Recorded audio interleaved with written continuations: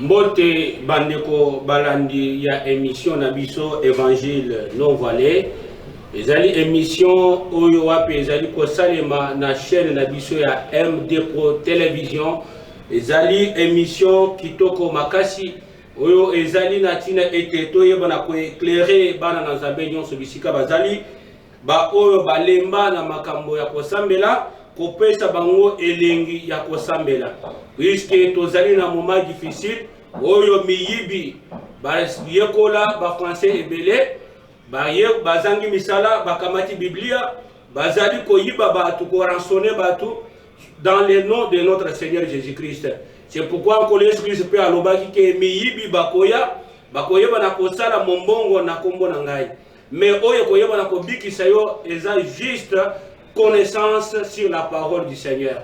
C'est pourquoi la Bible est que mon peuple meurt par manque de connaissance. Ce qui connaissance est exact,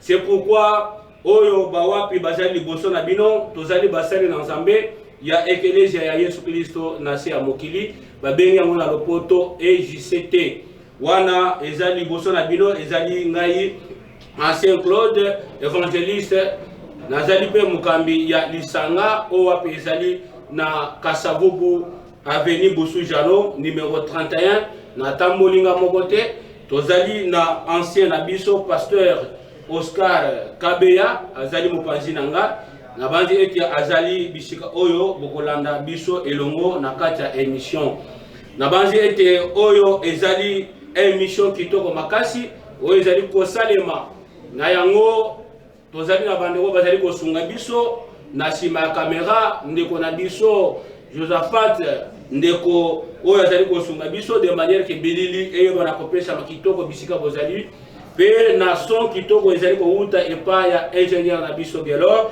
wana bazali kosala musala kitoko bandeko balandi bino nyonso bazali kolanda biso na ngongo oyo tozali tosengi bino bolanda yango na bokebi émission na biso soki bolingi bo partager ou bien bo participer na kati ya émission elongo na biso numéro na biso ezali affiché na se ya étendue na bino bokoyeba na kobenga biso tokoyeba pe na kopesa bino ba réponse exacte à travers la parole du Seigneur pe tozali ko talisa bino ke tolekaka chaque samedi en direct rediffusion na biso chaque samedi na 22h dimanche tozali wana koleka na rediffusion toujours na ngonga ya 18h tosengi bino banso bolanda biso na bokebi bokozala de citer connaissance de la parole et koyeba na kopesa ma epai na bino na bansi ete tozali pe na lisanga mususu à part oya Kasavubu tozali lisanga mususu na cité Mamobutu quartier na biso ezali kuna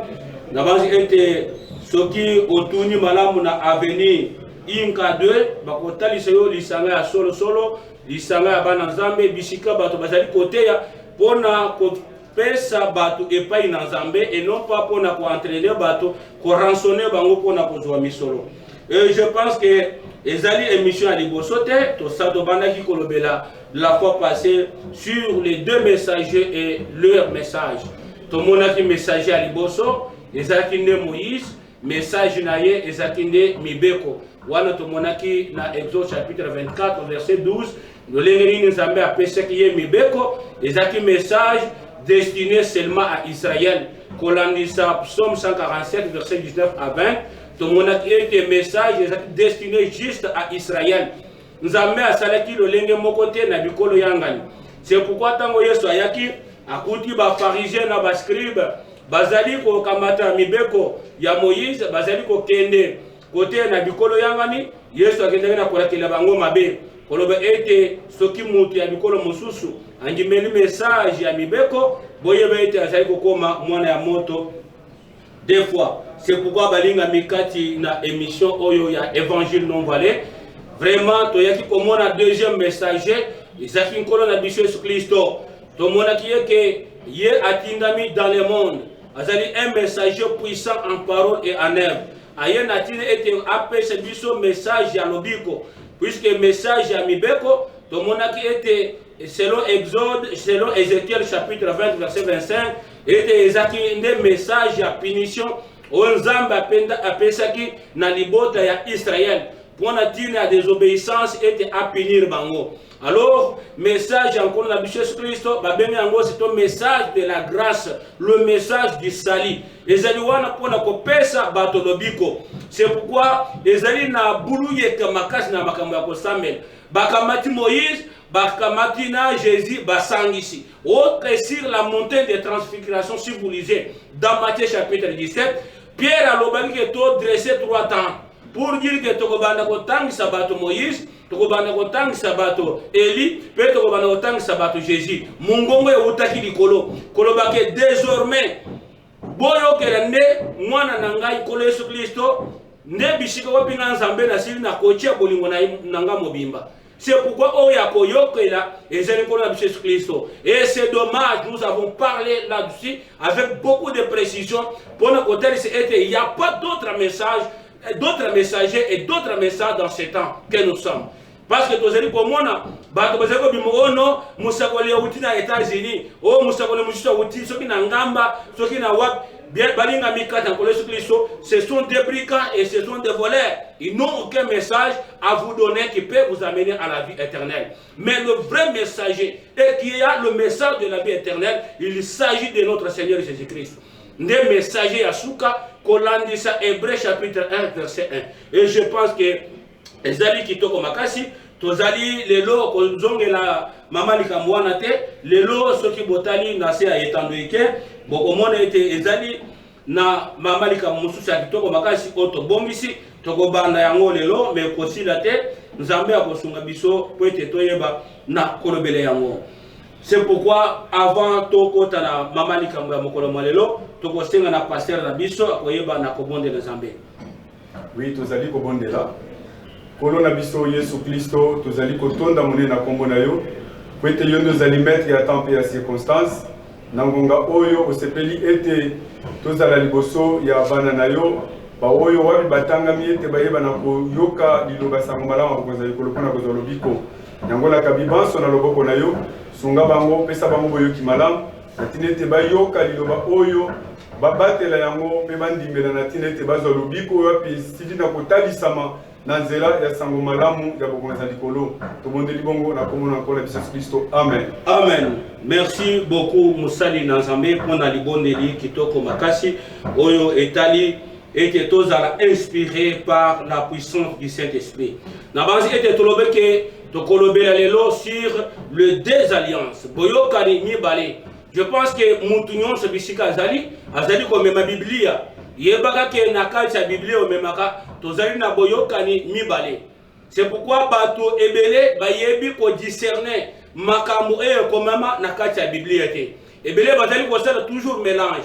C'est pourquoi yambo ya kozwa bomo ya seko et c'est d'abord ko discerner le message, ko discerner les alliances ne okoma na destination oyo koyeba na kopesho vie éternelle. Parce que ce que osali mélange yeba ke okozwa vie éternelle.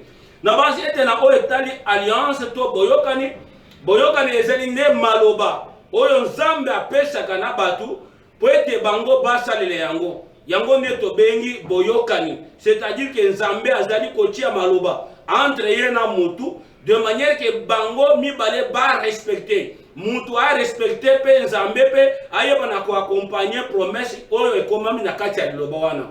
C'est pourquoi balinga mi balandia émission évangile non voilé soki otangi na Biblia okomona ete nzambe akendaki na kosala alliance na Adam dans le jardin d'Éden. Soki otangi pe Biblia okomona ete nzambe akendaki na kosala alliance na Noé tango abimaki na bwatu nsima ya mbula. Bible ezoloba ke nzambe akendaki na koconglire alliance to maloba ya kotosa na Noé. Nzambe aye kosala alliance mosusu na Abraham wana ezaki ba alliance individuelle. C'est pourquoi tokolobele yango te. Pourquoi? Parce que tozeli sous na moment ya ba alliance individualité. Ya moto elemi liboso ya batu o le Dieu de mon alliance c'est un menteur, un brigand et un voleur. Azali liboso ya batu pona kokosa bango alliance oyo osali na nzambe na mokolo oyo asuka eza alliance nini. C'est pourquoi tozali kolobela sur les deux alliances. C'est-à-dire tozali komona ba alliance oyo nzambe azali kosala na bituluku ya bato na mabota yango nde tokolobela puisque banda nzambe abanda kosala alliance na bituluku ya bato atikali jamais kosala alliance individuelle na moto mosusu. Mais c'est une chose étrange, étonnante. Okomona bato mosusu baswa disant basaki na nzambe kobele maliboso na bato oh les dieux de mon alliance na yo pe mosambeli okokufa parce que ozali ko croire na lokuta makambo ezali ko sosolate nini oh les dieux de l'alliance de mon papa. Est-ce que ton père a conclu une alliance avec Dieu? C'est pourquoi keba na lokuta ya bato. C'est pourquoi tokobanda na alliance ya liboso to sosole yango ebanda kika pe alliance ezali composé na nini alliance yango eza nini nani pe asalaki alliance ya liboso. Et je pense que tokokende kaka kati na Biblia tozali fondé sur les enseignements des apôtres et prophètes, Jésus-Christ étant la pierre angulaire. Nous croyons en Jésus-Christ comme le Dieu tout-puissant, le Dieu créateur, le sauveur du monde. En dehors de lui, ceux qui voyaient oh non, je suis prophète, tu es menteur. Parce que le prophète a un message, c'était par rapport au temps passé, au mystère caché et non révélé. Mais en ce stade de la fin, temps de la fin, mystère est déjà révélé. Prophète, c'est pourquoi nous avons les prophètes des dons dans l'église. Là, tozali koyokan. Mais pour le prophète et le ministère, tozali croire kakabobele et pas encore la Jésus Christ. C'est pourquoi tokotala, selon les Écritures, totanga na Exode chapitre 1, verset 6, ebandeli ya alliance ya liboso. Oui, nous lisons Exode chapitre, je pense c'est 19e chapitre, premier verset jusqu'au 6e verset, nous lisons au nom de Jésus-Christ. Amen. Le 3e mois après leur sortie du pays d'Égypte, les enfants d'Israël arrivèrent ce jour-là au désert de Sinaï. Étant partis de Rephidim, ils arrivèrent au désert de Sinaï et ils campèrent dans le désert. Israël campa là, vis-à-vis de la montagne. Moïse monta vers Dieu, et l'Éternel appela du haut de la montagne en disant, « Tu parleras à la maison de Jacob, et tu diras aux enfants d'Israël, vous avez vu ce que je fais à l'Égypte, et comment je vous ai porté sur les ailes d'aigle et amené vers moi. Maintenant, si vous écoutez ma voix, et si vous gardez mon alliance, vous m'appartiendrez entre tout le peuple, car toute la terre est à moi. Vous serez pour moi un royaume de sacrificateurs et une nation sainte. Voilà les paroles que tu diras aux enfants d'Israël. Point versé. Merci Indeko Musali Nanzambe pour la botani malamu ya Biblia.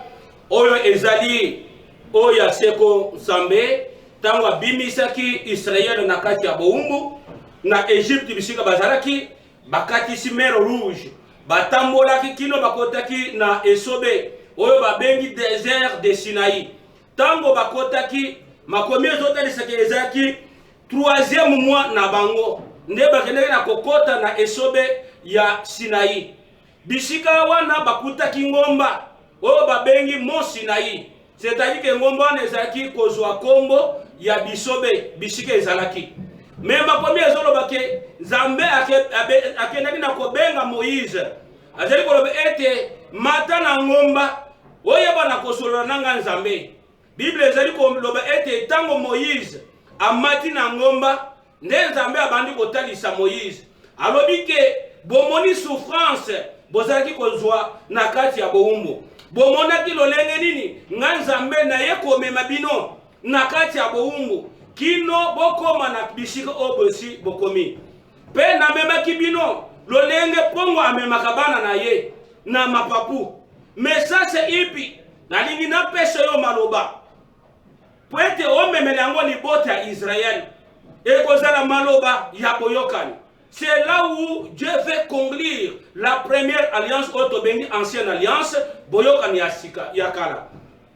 Balinga mi balandi ya émission tango Moïse ayoki maloba kitoko Bible ezoloba ke Nzambe ayebishe ke soki Israël atoshi maloba oyo eke achiango na misala ngai nzambe nakozala nzambe ya bino nakozala nzambe na bino po ete bato nyonso ya mokili bazali ya ngai me ngai nzambe naponi bino po ete bino boyeba na koappartenir epai na ngai nde maloba Moïse akendaki kozwa na ngomba mpe nzambe ayebisaki ye eloko moko ke bokozala libota ya banganga nzambe mpe ngai nakozala nzambe na bino. Je pense que bandeko balandi wana nde ebandeli ya boyokani ya kala, c'est-à-dire que boyokani ebandaki na Moïse. Pourquoi nzambe azali kozwa maloba kopesa libota ya Israël po ete bango batosa? Et je pense que soki otangi na Amos chapitre 3 verset 3, la Bible est claire. Bible ezoloba ke bato mibale bakoki kotambola na nzela moko te soki bayokani te. Lokola nzambe azalaki kotambola elongo na Israël, il fallait bayokana na maloba moko oyo tobengi parole de l'alliance. Soki ke Israël akotosa yango po ete batambola elongo. Okomona lelo biyamba mususu oyo alati nzambala mususu na costume bazali kosambela elongo. Frère, ça c'est quelle doctrine? Bishop na nzambala donc na sultani alatina signe moko bonete ba généraux.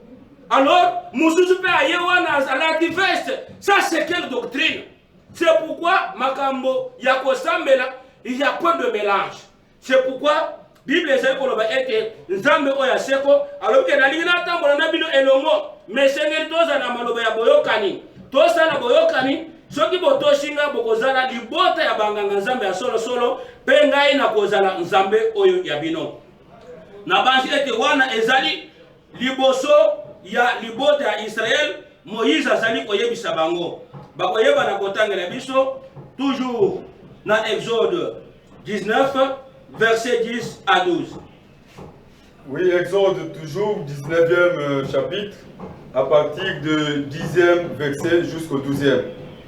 Et l'Éternel dit à Moïse, va vers le peuple, sanctifie-les aujourd'hui et demain, qu'ils lavent leurs vêtements, qu'ils soient prêts pour le 3e jour, car le 3e jour l'Éternel descendra aux yeux de tout le peuple sur la montagne de Sinaï. Tu fixeras au peuple des limites tout alentour et tu diras, gardez-vous de monter sur la montagne ou d'en toucher les bords. Quiconque touchera la montagne sera puni de mort. Point versé. Merci beaucoup Moussali Nazambe pour la botangi malamu ya Biblia. Makomi eza clair. Lokola Nzambe sololaki na Moïse ete sengeli akutana na libota na Nzambe po ete apesa bango maloba ya botosi maloba ya boyokani. Moïse akendaki na kopesa bango rapport. Mais po ete bazwa maloba wana il fallait bakutana na Nzambe oya seko. Nde Nzambe alobi ke yebisa libota ya Israël bamibongisa mikolo mibale kasi pona bokutani ekozala mokolo ya misato base sanctifié bulisa bango mutu na mutu akoyeba na kosaproche epai ya mwasi na ye te. Mutu na mutu akolave akonika bilamba na ye akosokola bilamba na ye po ete mikolo ya misato bayeba na kokutana na ngai Nzambe. C'est-à-dire que Nzambe azali Nzambe oyo azali 3 fois saint.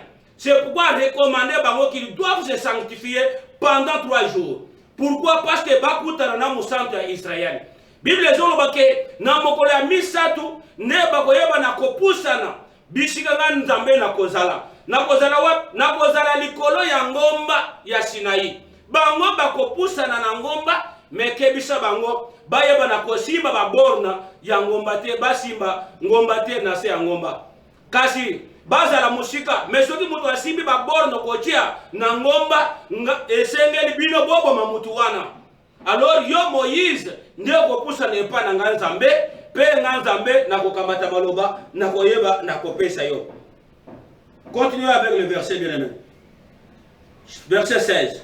16e verset. Jusqu'à 19. Le 3e jour au matin, il y eut des tonnerres, des éclairs et une épaisse nuée sur la montagne. Le son de la trompette retentit fortement et tout le peuple qui était dans le camp fut saisi d'épouvante. Moïse fit sortir le peuple du camp à la rencontre de Dieu et ils se placèrent au bas de la montagne. La montagne de Sinaï était toute enfumée. parce que l'Éternel y était descendu au milieu du feu. Cette fumée s'élevait comme la fumée d'une fournaise, et toute la montagne tremblait avec violence. Les sons de la trompette retentissaient de plus en plus fortement. Moïse parlait et Dieu lui répondait à haute voix. Point versé. Merci beaucoup Moussali Nankolo pour la botani malamu ya Biblia. Nabazi ete pona kozwa maloba ya alliance. Nzambe alobi ke esengeli libota eba na kose sanctifier. Puisque ye azali mosantu. Lokola azaki koluka ete atambola na elongo na bango, il fallait bango pe baza na basantu po ete atambola na bango. Mais esengeli bakutana na mokolo ya misatu balinga mi kati ya émission o évangile. Non voilà. Makomi ezali koloba ete mokolo ya misatu 2 le matin. Tongo Nzambe akitaki déjà. C'est-à-dire que Nzambe azalaka présent na makambo nyonso. Ogogo ozala ozobela, ozokanisa ke Nzambe ayebite, il est présent. Il veut juste voir ta réaction. Quelle que soit ta situation, Dieu est présent, bien-aimé dans le Seigneur. C'est pourquoi Nzambe azaki déjà Nicolas Angom, bana Israël balalaki. Mais eloko elekendeki na kolamusa bango, Bible elobi ke bayoki ba tonnerre. Bakake ezali kobetama.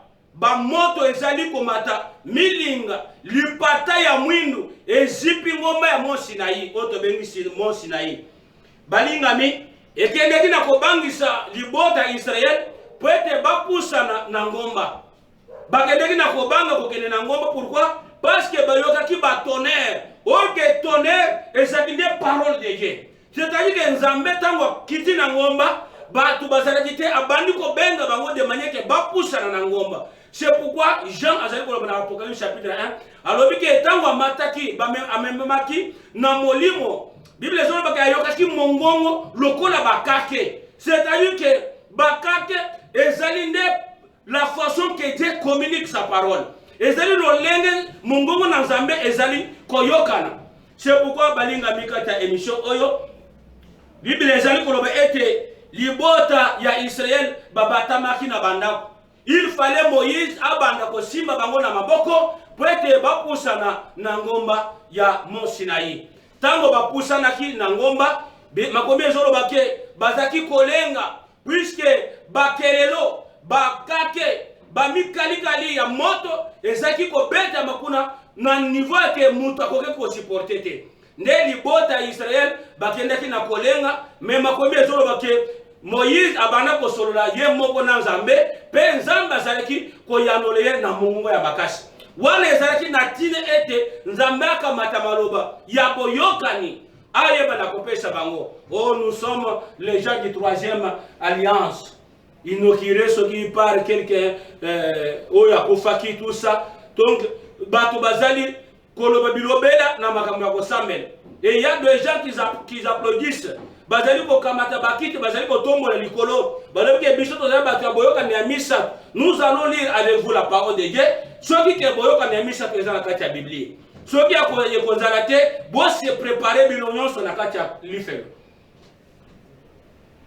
Wana tomoni malamu ete Nzambe abyangaki bango to yoka siko sasa soki Nzambe akeneki na kopesa bango maloba ya boyokani oyo tozali kobenga ancienne alliance. Deutéronome 18, verset 15 à 18. Deutéronome chapitre 18, verset 15 au 18e verset.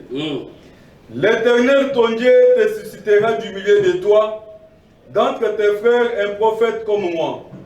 Vous l'écouterez. Il répondra ainsi à la demande que tu fis à l'Éternel, ton Dieu à Horeb, le jour de l'assemblée, quand tu disais que je n'entende plus la voix de l'Éternel, mon Dieu, et que je ne voie plus ses grands faits, afin de ne pas mourir. L'Éternel me dit, ce qu'ils ont dit est bien. Je leur susciterai du milieu de leurs frères un prophète comme toi. Je mettrai mes paroles dans sa bouche, et il leur dira tout ce que je lui commanderai. Point versé. Merci beaucoup, Moussali Nzambe, pour la botanie madame la Biblia. Bible est toujours claire. Ma commune Nzambe est la vérité. Ce que moni mutu amemeliona na tumwa buku ya mike azali koloba ke non ezali loba na Nzambe, c'est un menteur. Balinga mikati na émission évangile non voilé. Bible ezali koloba ete Moïse azali koloba sasa ipi na bana Israël. Mais ye mutu loba ke esengeli bakamata maloba epai na nzambe apesa bango de manière que bayeba na kozwa maloba wana kosalela yango lokola maloba ya botosi ya alliance. Mais akomi koyebisa bango nini ke no nzambe ya seko nzambe na bino akoyeba na kotelemisa bino musakoli mosusu na kati na libota na bino. Musakoli wana kozala lokola ngai Moïse. Nzambe ya likolo akokamata maloba akotia na munoko na ye. Mutu nyonso ekosenga ete ayokela musakoli wana. Pona nini? Po ete nzambe koyeba na koyanola na eyano oyo bosengaki na kati alisanga oyo bosalaki na ngomba ya Horeb. Bosengaki na nzambe ete nzambe alobela bino te. Po ete bosalaki kobanga elobeli na nzambe bobangaki liwa. Bolobaki ke Moïse alobela bino kasi nzambe alobela biso te. C'est pourquoi balinga mikata émission oyo ndeto keko sosole ete nzambe akendaki na kobatela maloba ya alliance ya boyokani oyo alingaki akonglire na Moïse na mokolo wana. Mais lokola lisanga epusanaki nzambe akamataki kaka maloba mosusu apesaki. Mais ayebisi bango ke yebisa Israël mobimba bana ya Jacob ngai nzambe maloba wana oyo basengaki ete napesa bango na ngomba ya Sinai ngai nzambe na bomi yango. Mais maloba wana ekoya kobima na musakoli mosusu katikati na libota ya Israël. Ye wana nde mutu akoya kobimisa maloba ya alliance oyo basengaki na mode Horeb. Bozali koyoka ete wana bazali kolaka alliance mosusu ke wana maloba wana ekoya na sima. Balinga mikati na émission oyo kasi tozali komona ete nzambe akendeli na kobatela maloba ya alliance. Mais nakati ya kotanga Biblia tozali komona ete alliance mosusu ezali conduit par Moïse et Dieu lui-même. Neto koyeba kososola ete ezali maloba nini oyo nzambe akendeli na kosala alliance na bana Israël. Parce que tomoni awe ete nzambe alobiki akamati maloba wana agarde yango. Po ete apesa na musakoli mosusu oyo akoya sima na kati ya libota ya Israël. Sikoyo awo tozali komona ancienne alliance conduite par entre Moïse et Dieu. Ndeto koyeba na ko luka koyeba ezali maloba nini. Bakotangela biso Exode 34 verset 28. Exode chapitre 34 28e verset. Moïse fit là avec l'Éternel 40 jours et 40 nuits. Il ne mangea point de pain, il ne but point d'eau. Et l'Éternel écrivit sur les tables les paroles de l'Alliance, les 10 paroles, point verset. Merci beaucoup ndeko pona botangi malamu ya Biblia. Lokola Israël akendaki na kobanga elobeli na nzambe bakake moto milinga oyo ezalaki kobima na ngomba ya Sinai. Nzambe azongisaki bango na kana bango pe ayebisaki Moïse ete ayeba na kombata na ngomba. Mais pona kozwa parole ya alliance ya tango na bango Bible ezoloba ke Moïse asalaki pendant 40 jours et 40 nuits sur la montagne de Sinaï. Kuna azaki kolia ni pate pe azaki komela maite. Ndeko mona lelo bato mosusu nous avons 40 jours et 40 nuits avec le Seigneur. Wana bazali kosala wana bazolia fufu bazali komela miliki bazali kobima mabumukuna. Mon frère, Moïse ce n'est pas n'importe qui que tu peux imiter. Il était un prophète qui connaissait la face de Dieu. Nzamba alobi ke na yebi Moïse mbunzu ya Moïse ngai nzambe na solo la kanaye. Alors toi tu veux te comparer avec Moïse. C'est pourquoi balingami kati na émission oyo nzambe akamati Bible ezoloba ke mabanga mibale apesi na Moïse. Likolo ya mabanga nzambe akomaki maloba zomi oyo tobengi les 10 commandements. Abengi yango que ce sont les tables, le pierre de l'alliance, le parole de l'alliance. C'est-à-dire que tant que nzambe abengaki Israël pour être apeshaye maloba ya alliance nzambe atendaki na kokende kobatela yango. Mais azali ko bimisa sasa ipi maloba mususu ezali maloba ya mobeko azali ko koma yango likolo ya mabanga mibale akamati apesi Moïse ayebisheke oyo nde maloba bana Israël bana ya Jacob bakoyeba na kosalela ekozala maloba ya boyokani entre ngai nzambe na bino bana ya Jacob. Tozali toujours kokoba na ba verset mususu batangela biso Exode 24 verset 1 à 8. Exode 24 verset 1 à 8. Dieu dit à Moïse, monte vers l'Éternel, toi et Aaron, Nadab et Abihu, et 70 des anciens d'Israël, et vous vous prosternerez de loin. Moïse s'approchera celle de l'Éternel, les autres ne s'approcheront pas, et le peuple ne montera point avec lui. Moïse vint rapporter au peuple toutes les paroles de l'Éternel et toutes les lois. Le peuple entier répondit d'une même voix, nous ferons tout ce que l'Éternel a dit. Moïse écrivit toutes les paroles de l'Éternel. Puis il se leva de bon matin, il bâtit un autel au pied de la montagne et dressa 12 pierres pour les 12 tribus d'Israël. Il envoyait des jeunes hommes, enfants d'Israël, pour offrir à l'Éternel des holocaustes et immoler des taureaux en sacrifice d'action de grâce.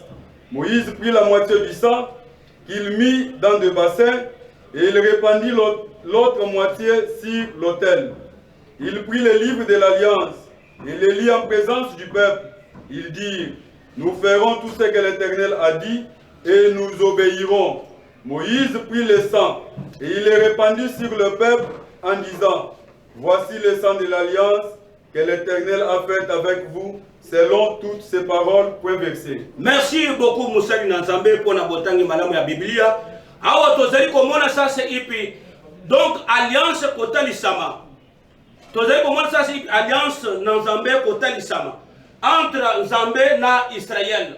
Bible ezoloba ke lokola Israël abangaki, oya seko Nzambe akendeki na koyebisa Moïse ete amata na ngomba ye na Aaron. Aaron wana azaki ndeko ya Moïse ndeko na ye. Na bana na ye mibale, Nadab na Abihu. Bana bazaki bana ya Aaron sacrificateur. Azaki nganga Nzambe, oyo azaki kosalela Nzambe na temple na tango na bango. Balinga mibala ya émission oyo, tozali komona ete Nzambe alobi ke zwa pe 70 anciens de la maison d'Israël. Puisque libota nyonso ezaka na bato oyo basala libota wana. C'est pourquoi Nzambe alobi ke lokola Israël akimi abangi présence na ye et sengeli ba ancien bakende ko représenter bango nyonso na ngomba ya Sinaï. Tango bakokoma na ngomba ya Sinaï, Bible ezoloba ke Moïse amataki na présence na Nzambe ye moko. Kasi bandeko nyonso Aaron na bana na ye na ba 70 anciens bambuta mutu ya libota ya Israël bango batikalaki na se ya ngomba. Wana Moïse asololaki na Nzambe, Nzambe akamati maloba ya mobeko oto bengi di commandement apesi na Moïse. Tango Moïse akiti na ngomba atangeli bana Israël bakendaki mpe na kosepela balobi ke tosepele mingi oyo ezali maloba kitoko maloba ya boyokani oyo Nzambe asali entre ye na biso tokoyeba na kotosa yango. Bandeko balingami balandi ya émission ya évangile non voilé tozali komona ete Moïse azali kokamata maloba oyo ekomaki na mibeko azali kokoma yango mpe na kati ya buku azali kokoma le 10 commandements azali mpe kokoma ba précepte na ba ordonnance.